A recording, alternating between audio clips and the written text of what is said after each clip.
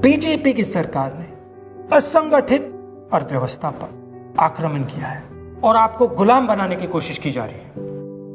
2008 में जबरदस्त आर्थिक तूफान आया, पूरी दुनिया में आया, अमेरिका में, जापान में, यूरोप में, चाइना में, सब जगह आया। अमेरिका के बैंक गिर गए, कंपनियां बंद हो गई, एक के बाद एक कंपनी की लाइन लग गई, बंद हो गई। यूरोप के बैंक गिरे, मगर हिंदुस्तान को कुछ नहीं हुआ। यूपीए की सरकार थी, प्रधानमंत्री जी के पास गया और मैंने उनसे पूछा, मनमोहन सिंह जी बताइए, पूरी दुनिया में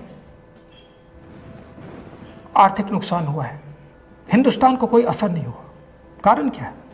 मनमोहन सिंह जी ने कहा, राहुल, अगर हिंदुस्तान की अर्थव्यवस्था को समझना चाहते हो तो यह समझना होगा कि हिंदुस्तान में दो अर्थव्यवस्थाएं हैं। पहली असंगठित अर्थव्यवस्था और दूसरी संगठित अर्थव्यवस्था। संगठित अर्थव्यवस्था में बड़ी कंपनियां, नाम आप जानते हो। असंगठित अर्थव्यवस्था में किसान, मजदूर, छोटे दुकानदार, मिडिल साइज कंपनीज। जिस दिन तक हिंदुस्तान का असंगठित सिस्टम मजबूत है, उस दिन तक हिंदुस्तान को कोई भी आर्थिक तूफान छू नहीं सकता। अब आज के दिन आते हैं। पिछले 6 साल से बीजेपी की सरकार ने असंगठित अर्थव्यवस्था पर आक्रमण किया है। 3 बड़े उदाहरण तो मैं आपको अभी दे देता हूं। नोटबंदी, गलत जीएसटी और लॉकडाउन। आप यह मत सोचिए कि लॉकडाउन के पीछे सोच नहीं थी।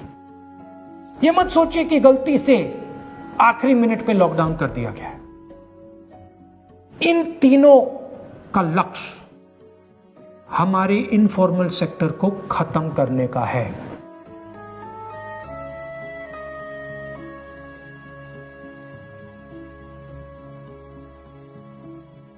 प्रधानमंत्री जी को अगर सरकार चलानी है, मीडिया की जरूरत है, मार्केटिंग की जरूरत है। मीडिया और मार्केटिंग 15-20 लोग करते हैं।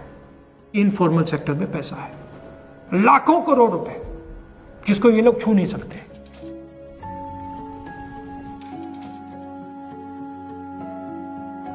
इसको ये लोग तोड़ना चाहते हैं, पैसा लेना चाहते हैं। इसका नतीजा आएगा। नतीजा यह होगा कि हिंदुस्तान रोजगार पैदा नहीं कर पाएगा। क्यों? क्योंकि इनफॉर्मल सेक्टर 90% से ज्यादा रोजगार देता है।